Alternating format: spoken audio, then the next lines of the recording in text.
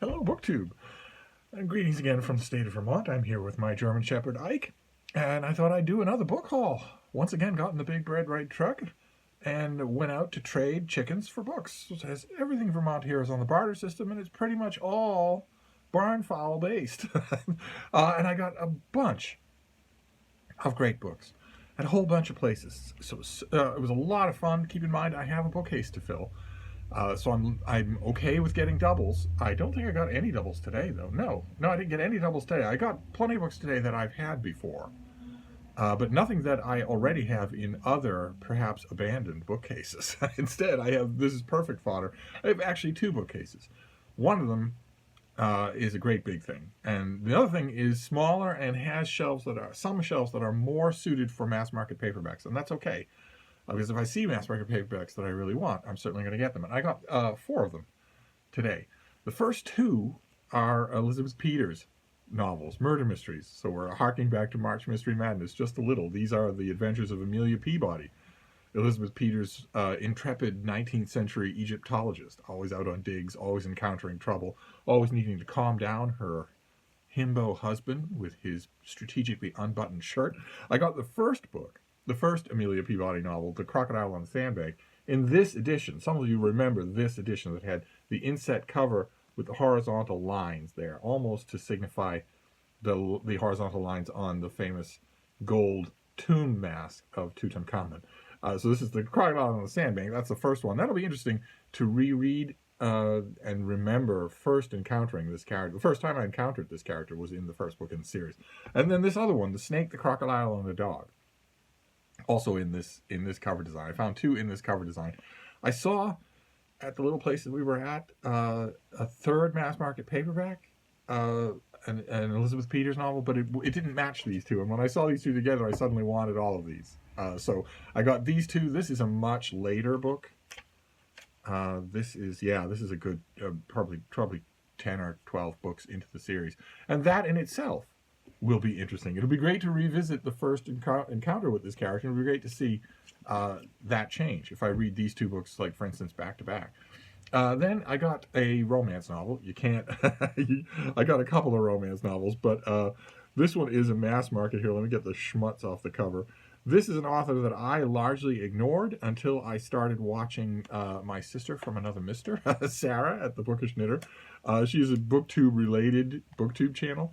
And like any other diehard reader, she has her favorite authors that she really likes, authors that she's perfectly happy to praise. And this was one of those authors that she praised. And before her, there was another booktuber, I'm blanking right now on who it was, who also praised this author, an author that I had read a couple of books, but not really gone over the moon about them. And I have since been going back, finding a lot more worth in them. It's Jill Shalvis. And this is a Heartbreaker Bay novel. This is Accidentally on Purpose. I'm pretty sure, let's see the date on this. I'm pretty sure that I was sent a copy of this by the publisher. But it was a long time ago. 2017, yeah. So I would have been sent a copy of this by the publisher. But it was a long time ago, and I'm sure I don't have it. And I certainly don't have it in my new bookcase. And these will go in the mass market bookcase. And then this next one is the first volume in a fantasy series. I have a little bit of a problem with the endless propensity of modern fantasy series to be, in 20 or 30 volumes. That tends to seem to me to be off-putting. I know that it's sort of a staple for the genre of mystery and science fiction. Actually, romance, now that I think about it. That's a Heartbreaker Bay novel. It's one of 20. And how many times on this channel have we seen romance novels that come in a long sequence? The difference is that when it's romance, much like it when it's a murder mystery, like the Amelia Peabody novels, the fact that the books are in sequence doesn't feel quite so exclusionary as it does when it's science fiction and fantasy, where in science fiction and fantasy you have a much greater likelihood of book number 8 or number 10 or whatever being almost completely incomprehensible to a new reader. That will not be true with an Amelia Peabody novel. That will not be true with a Jill Shalvis novel, no matter how long in the series it's going. But it is often true with science fiction and fantasy, and that tends to bug me. I know that, I'm not faulting the authors because that's where their money is. They know they've got a built-in audience for these books. It's not, a lot of people who aren't publishing writers often forget what a nerve-wracking crapshoot it can be, especially if your the bottom line of your financial livelihood is at stake. To just foist a new book onto the reading public and wonder if they're going to follow you to that new book. There's only a tiny handful of authors in any genre who have such an enormous and loyal following that they don't have to worry about that. Otherwise, you do. So I understand the allure of books in series, but it can still get a bit much. And so when I see, sorry, I'm cleaning off more schmutz here while I talk. When I see science fiction and fantasy novels, especially older mass markets, I tend to grab them only if they are the first in the series. And this is The Eyes of God by John Marco. And I know this is the first in a series. I forgot how many books it went on to. I've never read this book. I've only read one book by this author, The Jackal of Nar. And I thought it was fantastic military fantasy. You don't usually see that. Military science fiction, sure, you see a lot of that. But military fantasy, not quite so much. And I thought The Jackal of Nar was a beautiful example of that. You can understand why you don't see a lot of it, right? Because one of the staples of military science fiction is technology. You can't have that in fantasy novels. And The Jackal of Nar pushes that limitation right to the edge. But this is the first book I don't think this book even tells me. This doesn't actually tell me what the name of the series is, but it's a great big thing, and it was dirt cheap. All of these things were just a couple of chickens, so I'm willing to give it a try, especially since I've read one book by this author and liked it. Then we have historical fiction, and this is by Vincent Pennella. I have actually read this book. Never thought I would find it again. Never thought I would see another copy of it, but this is not only a copy of it, this is an ARC, a review copy, like the kind of things that I get in the mail. This is from, what do we got here, 1990s? The year 2000. This is from the year 2000, so I was very firmly not in the reviewing world. I was probably getting only a handful of review copies a year, much less a handful a day. Publishers tend to remember where they're sending books. They tend to be good at finding you and continuing to send you books. But I don't think I ever got an advanced copy of this. So somewhere, somebody did, back in 2000, get a copy of Cutter's Island by Vincent Pennella. And just somehow or other, it made its way to a thrift shop in small town Vermont. And this is an entire little novel, a novella, about one incident in one story, in one biography of the life of Julius Caesar, where when he was a young man, when he was in his 20s, he was taken captive on the open ocean by a band of pirates who intended to ransom him. It was a going concern among pirates to ransom well-born noble Roman captives to their relatives back home, and they suggested an amount for Julius Caesar, and he scoffed at them. He was openly contemptuous of them for the whole of the time that he was in their captivity, saying that he was worth a lot more than that they could get a lot more money than that, and that when they did get a lot more money than that and successfully ransomed him, he would take command of a naval force to wipe them out, every last one of them. And they, according to this one story, it's a great story. In fact, it's such a great story, I don't think it really happened. They just scoffed. They put him up for ransom. They got the ransom. He did command a military force, and he did indeed wipe them all out. That seems like too neat an anecdote to be true, but it is a great grist for a story. And I have read this. I thought the number of really good historical fiction of examples of that about Julius Caesar is very small, and this was one of them. I just couldn't believe my eyes when I saw it on a shelf in the middle of a thrift shop in Vermont. Gladly will I reread it. It has been 21 years since I read it, so I will gladly reread it. This next one is a little bit beaten up, but you take what you can get when you're only paying in chickens and when you're in small town Vermont. This is another World War I book. We saw Dreadnought yesterday. This is Adam Hoffciel's To End All Wars.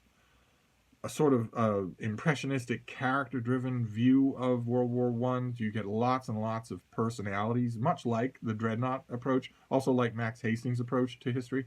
I read this when it came out. This would have been the late 1990s, I think. Yeah, this book has been well loved, but it is not beaten up or written in. This came out in 2011, so I would have gotten an advanced copy of this from the publisher. I would have got a finished copy from this. Might have even written about it. If I did, I will try to remember to leave my link down below. But I remember liking it, and I knew as soon as I saw it that I don't have a copy, and I certainly don't have a copy for the bookcase that I am filling. So I grabbed it. World War I history. Then this next one is Virago Classics. They did a whole line of books. They are ongoing still. They've done invaluable work, giving lesser known or better known but now forgotten female authors their own lovely imprinted paperbacks. And they're on my mind. They were on my mind. They're on my mind more than they used to be, because one of the poobahs at Virago Press wrote a great book, A Bite of the Apple, last year, about her experiences joining the publishing house and then spearheading its development into something much bigger and much more successful. And this is an old Virago Modern Classics. It's not green. A lot of they had a distinctive green look to them. This is The Little Otleys by Ada Levinson, who was a friend of Oscar Wilde. She was an inamorata of Puccini, and she was a very well-respected, very clever novelist in her own day. So it's wonderful that they gave her a reprint. I have not read her in forever, and when I read this, I think is a trilogy of little novels. Love Shadow, Tenterhooks, and Love at Second Sight. And when I read her originally, it was a long time ago in an edition that didn't look anything like this, so I was happy to see it. Little off the beaten path fiction. And then we have, we'll finish up with 3 hardcovers, and the first of those hardcovers is another hardcover romance novel.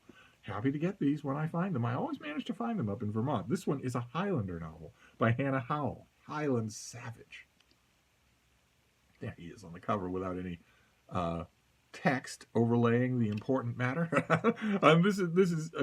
These classic hardcover romance novels. I can't help but think that they were done for some sort of romance book club, if there was such a thing, or I don't know one way or another. I'd have to look into the history of it.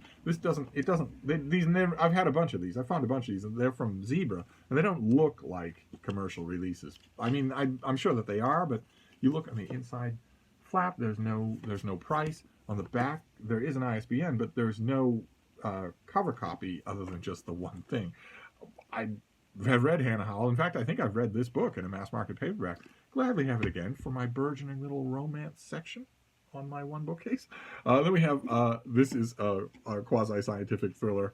I just love it. I always get a copy of this, but I haven't seen a hardcover copy in a bit. And I don't have a hardcover copy here. So this is Their Time Has Come. This is a novel by John Darnton called Neanderthal, in which an expedition, there's always an expedition, right? Always in the hinterlands of some foreign jungly country. An expedition starts having mysterious things happen. And unfortunately, the hook and the title kind of give away what that suspicious thing is, which is a living, viable colony of Neanderthals. And this came out in the 1990s, I believe, 1996. So this will have a lot of maybe outdated science on the subject of Neanderthals. You'll have characters in here. I have read this, and there are characters, but it's been a while, so I'm not 100% up on what is in here and what kinds of things are claims. The study of Neanderthals, not only what they were like and their physiology, but also what happened to them. Those studies have advanced by light years since this book came out.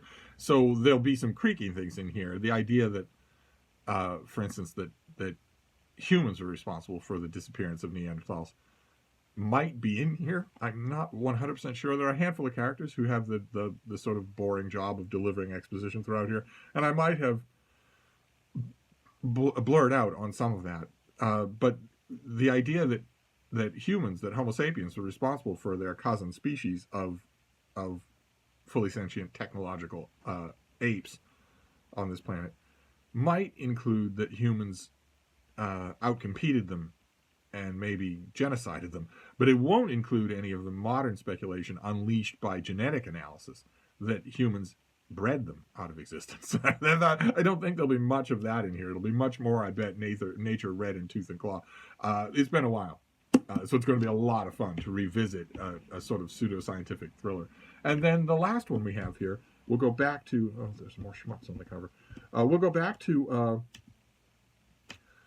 my opening gripe about books in series, and especially about the exclusionary nature of books in series when it's a fantasy series or a science fiction series.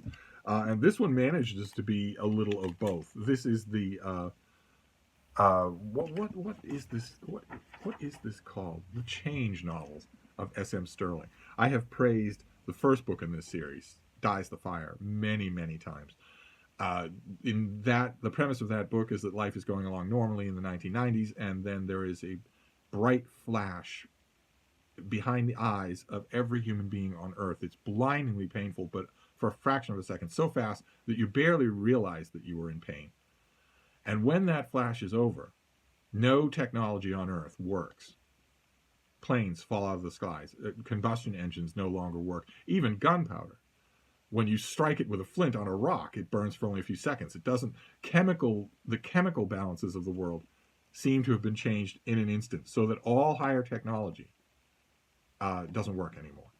And the book centers on a handful of characters in the Pacific Northwest who were already fairly close to the land, fairly close to the hills, some of them, fairly good. The main character for most of the early books, or for 4 of the early books, is an extremely well-trained military man, knows all about survival, knows all about how to forge weapons and work with them. And we follow that band of characters. There are good guys, and there are very hissable bad guys, very unbelievably evil bad guys. We follow that initial cast of characters through that whole book as they grapple with the world. They don't know why that change happened, and they don't know if it's ever going to change back. They just have to figure out how to live in this new non-technological world. And S.M. Stirling fans loved it, so they jumped right on at Dies the Fire and just kept wanting more books and want the books to progress in chronology.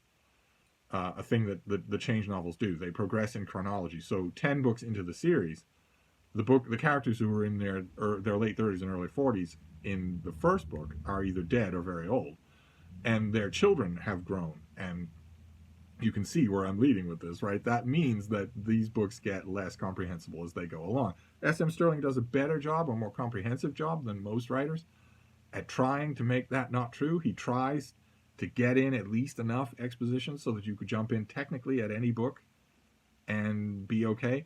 I don't think that's true. I don't. And this is a hardcover of The Sunrise Lands, which is a change novel. I don't... which one is this? Where does this appear? So we have Dies the Fire, The Protector's War, Meeting at Corvallis, and then, I guess, this one. There are no others listed, so Sunrise Lands must be the 4th one.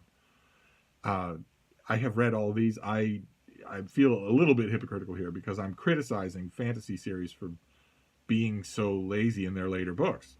I'm criticizing fantasy authors for being so derivative that they are willing to trade the originality of every new book for a predictable paycheck, for a predictable audience reaction. I don't like that. I wish that weren't true, but one way or another, it feels hypocritical because although I'm criticizing that, I love this series. Absolutely love it. I read the books as they were coming out, so I was informed enough so that I didn't feel lost when each book happened. I don't know that a new reader would want to start anywhere except Dies the Fire. If you had been with me trading chickens at the shop today in small town Vermont, and you'd come across the Sunrise Lands and I'd been right there with you, I would, if you'd have said, is this good, should I get this, I would have said, it is good, but you shouldn't get it. You should get Dies the Fire. You should get the first book in the series and read that. A library will probably have it. There might be a good little library in Ascutney, Vermont, where you might be able to find that first book. But at least you should read the first book if you don't read all the others. But thinking back on this book, there are parts in here that won't make anywhere near as much sense or have anywhere near as much impact if you haven't read the books that preceded, all of them, not just the first one. So I'm ending where I began, with a little tirade about books in series. I love this series, and there are some payoff moments way down the line that pay off authorial oversights or dramatic developments in these early books. And I wouldn't have missed that cumulative effect for all the world, but I can't help but think, in this case and a whole bunch of other cases, whether or not we might not have 20 classics from these authors. Standalone classics, if they had every single time at bat written a standalone book.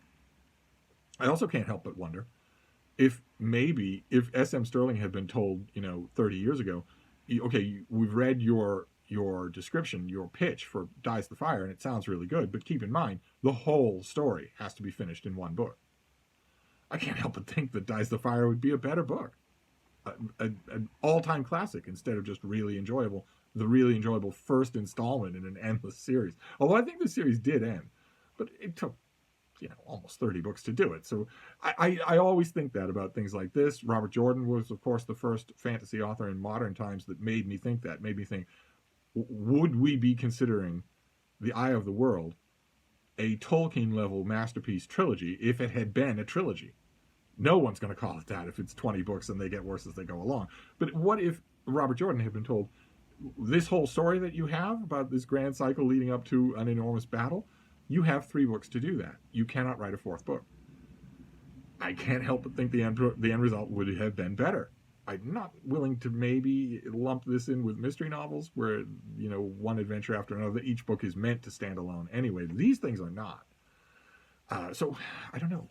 Where do you stand on the subject? A lot of you read a lot of books in series. I know a lot of you read and love a lot of science fiction and fantasy in series. Where do you stand on the whole subject? I'd love to hear it. But anyway, that was the book haul for today. A very cloudy, very raw in the bones type day here in Vermont among the little hills and mountains. The type of day that was every minute promising rain, but did not deliver it. The rain is probably still coming, but it felt like it all day today. You'd step out of the bright red truck in the parking lot of one of these places and just feel it in your bones and in your nostrils that rain was a minute away, and yet it never came. So, but anyway, it was a good haul. I'm getting closer and closer all the time to filling bookcases. So we have The Sunlight Lands, or The Sunrise Lands by S.M. Sterling. I will read this soon to see, how it is, I will refresh my memory on how well prepared the reader is by this book. Even though I don't need to be, I'll still want to see that now with fresh eyes.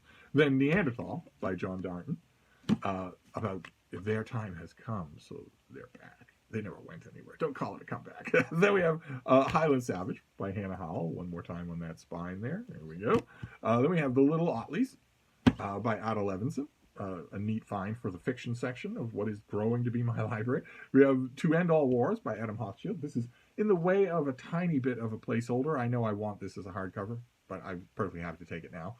Cutter's Island, and a review copy of Cutter's Island by Vincent Pennella. A novel about a young, headstrong Julius Caesar. Amazing to find it.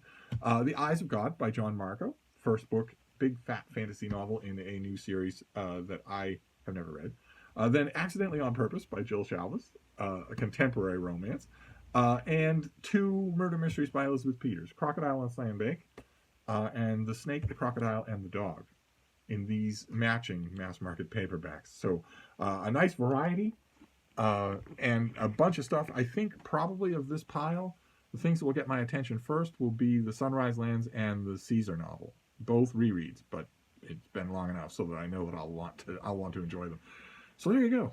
No idea if there'll be a book haul tomorrow. If there is, you'll be the first to know. Anyway, I'll see you soon. Thank you, BookTube.